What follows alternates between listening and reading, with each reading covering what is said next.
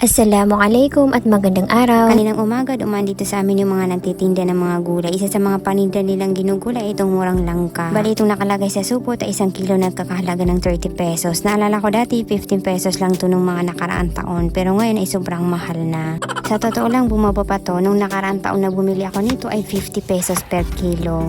Ibig sabihin lang nito ay sobrang hirap mabuhay sa panahon ngayon, lalo na kapag wala kang kwarta. Siyempre, bago ko ilaga muna itong mga murang langka ay lilinisan ko muna yan. Tatanggalin ko lang yung matitigas na parte sa gitna ng langka. Hindi namin kasi yan kinakain. Hindi ko lang sure if kinakain yan ng iba, pero kami dito sa bahay hindi namin yan kinakain. Tinatapon namin yan. Naglagay na rin pala ako ng mantika sa kamay ko at sa chopping board para hindi dyan dumikit yung dagta ng langka. Naalala ko bigla, may nag-comment dati kasi sa akin na tinatanong bakit daw may kagat yung gilid ng chopping board ko.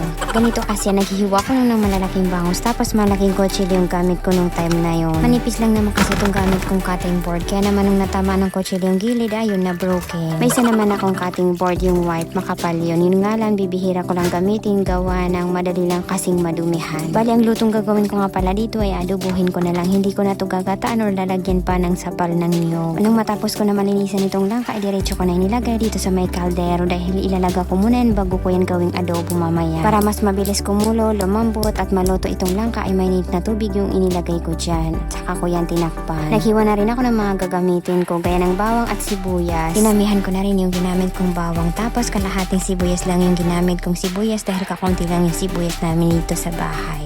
Sunod ko naman inihanda itong didikdikin kong palapa. Masama na naman ang panahon ngayong araw. Simula kaninang umaga hindi na nagpapakita si Haring Araw. Pagkalipas na mahigit 1 oras ay malambot na rin itong langka. Siyempre, para makasigurado tayong luto na yan at malambot na rin ay hinawakan ko na rin. Pagkahango ko ay sinalin ko na rin dito sa may strainer. Hindi ko na rin para hinugasan itong kaldero na pinaglagaan ko ng langka. Naglagay na rin ako dyan ng mantika at pinagsabay ko na rin hisain yung bawang at sibuyas. Naglagay ulit ako dyan ng kaunting mantika dahil kakaunti lang yung nilagay ko kanina na mantika. Inilagay ko na rin agad itong langka. Tinimplahan ko na rin yan ng maraming toyo, paminta, chicken cubes, oyster sauce at asin. Konting asin lang yung nilagay ko dahil medyo maalat yung toyo. Sinundan ko na rin yan, halo-haloin ng mabuti para magsama-sama lahat ng mga ingredients na nilagay natin dyan. Dahil sa kakamadali ko ay nakalimutan kong ilagay itong palapa. Medyo nakulangan ako sa nilagay kong toyo kanina kaya nag-add ulit ako. Nagmamadali ako ng mga oras na yan dahil may mga customer pa akong naghihintay sa akin doon sa tindahan. Iniwan ko lang saglit para lang dito sa niluluto ko. Pang-asar din tong langaw na kanina pa umaaligi dito sa niluluto ko.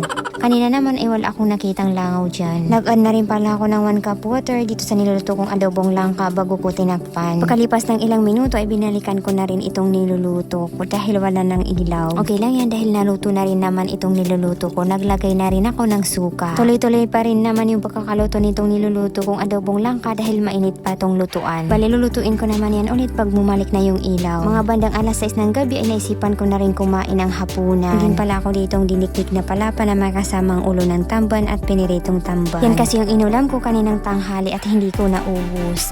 Sa totoo lang, masarap din tong adobong langka. Isa ito sa mga paborito kong luto sa langka. At kung meron din kayong mga murang langka dyan sa bahay niyo, pwede niyo rin itry ang ganitong klaseng luto sa langka. At yun lang muna. Pa-like and pa-share naman ang page ko. Maraming salamat sa panonood. Bye!